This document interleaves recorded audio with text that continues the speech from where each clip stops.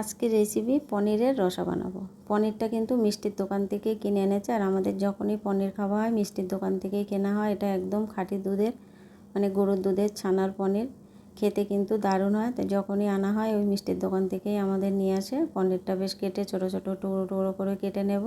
কেটে অল্প একটু লবণ জলে ডুবিয়ে রেখে দেবো 1-2 মিনিটের মতো। এদিকে একটা তাওয়া বসিয়ে দেবো, দিয়ে তাওয়াটা তেল দিয়ে দিলাম। তেলটা গরম হয়ে গেলে পনিরগুলো সব তুলে দেবো।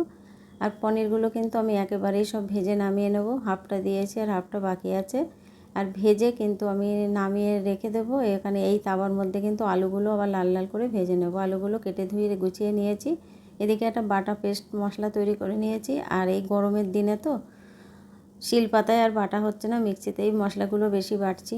পনিরটা তুলে নিয়ে আলুটা তুলে দিলাম ওই তেলের মধ্যে, দিয়ে আলুগুলো লাল লাল করে ভেজে নামিয়ে নিয়ে ওই অন্য একটা কড়া বসিয়ে 5 ফোড়ন আর শুকনো লঙ্কা ফোড়ন দিয়ে একটা টমেটো কুচি দিলাম। এবার বাটা মশলাটা দিয়ে দিলাম। বাটা মশলাটাই ছিল আদা, জিরে, কাঁচা লঙ্কা আর 2টো কাজু দিয়ে মশলাটা তৈরি করে নিয়েছি। নিয়ে তুলে দিলাম। দিয়ে মশলাটা এখনও কষানো হয়নি, ভাজা আলুটা তুলে দিলাম। ভাজা আলুটা কিন্তু কষানো হতে হতে সিদ্ধটা হয়ে যাবে। এবার একটু জল তুলে দিলাম।